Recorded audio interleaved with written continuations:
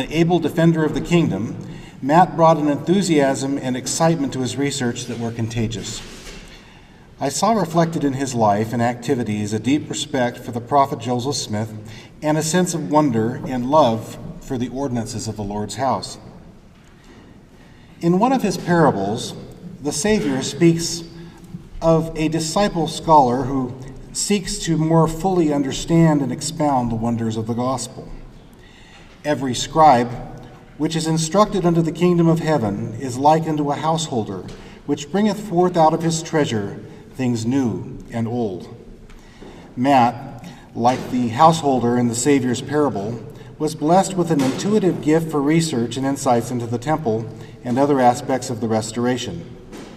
Happily, he was able to combine this gift with a genuine respect for sacred things and the added ability to sensitively express these things in writing for the benefit of others. Such contributions are a treasure and a blessing to the saints. The redeeming life and work of Jesus Christ have always been central to Latter-day Saint temple worship. Each of the ordinances of the Lord's house, explained David B. Haight, bears witness of him who triumphed over the grave, of the reality of his atonement and his resurrection. We are taught of immortality and eternal life through his atonement. We are blessed by covenants and ordinances to prepare us to eventually re-enter his divine presence.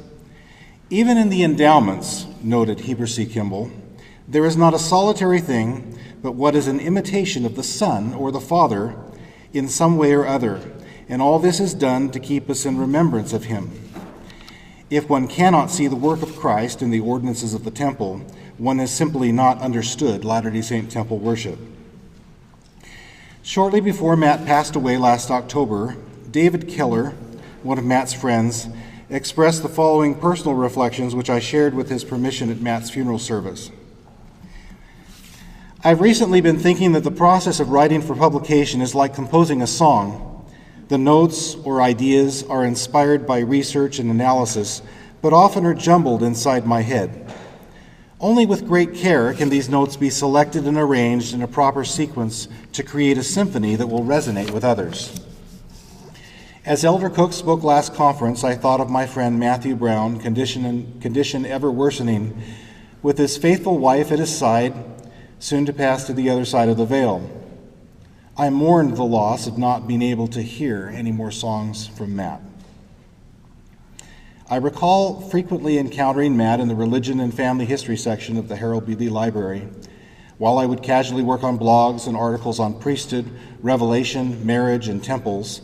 Matthew would be furiously working on trying to meet one book or article deadline after another on much the same topics. We would give each other updates and encouragement on each other's projects. Once I expressed frustration about how long it was taking me to complete an assignment dealing with the priesthood and the apostasy and how I wished he could take over. To rephrase his response, using Elder Cook's metaphor, I already know what songs I've been called to sing, and I don't have enough time as it is. His encouragement helped me to believe I was still up for the task. I remember seeing Matt meeting his wife Jamie for the drive home at the end of a long day. It dawned on me that Matt could not possibly be receiving adequate compensation for all the writing that he was doing to explain and defend the church. Matt's family was clearly sacrificing, greatly as he was, yet when I looked for any hint of complaint from Jamie, I saw none. Instead, her countenance quickly shed its world weariness and lit up as she was reunited with her husband.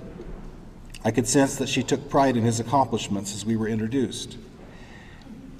As I watched them ascend, side by side, from the library's underworld into the glass pavilion illuminated by the sunset above, I had the impression I was witnessing the ascension of a king and his queen, such as might be found in a scene from one of Matt's books on ancient temples.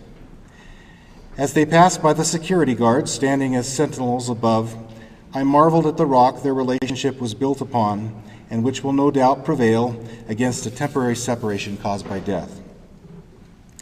Latter-day Saint temple worship is a source of tremendous comfort to the saints.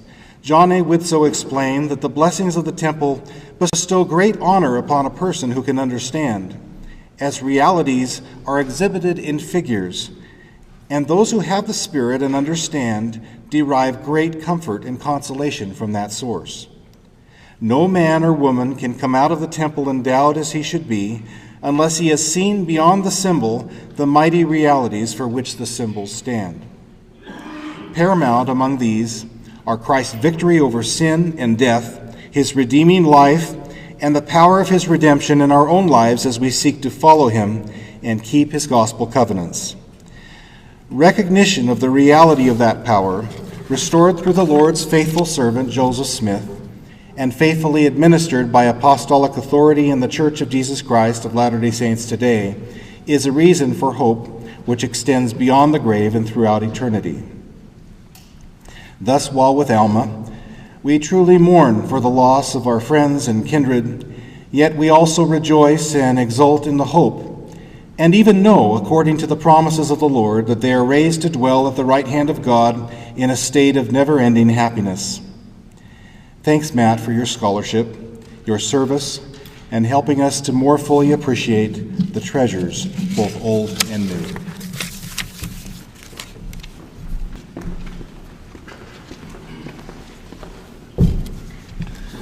Thank you, Matthew.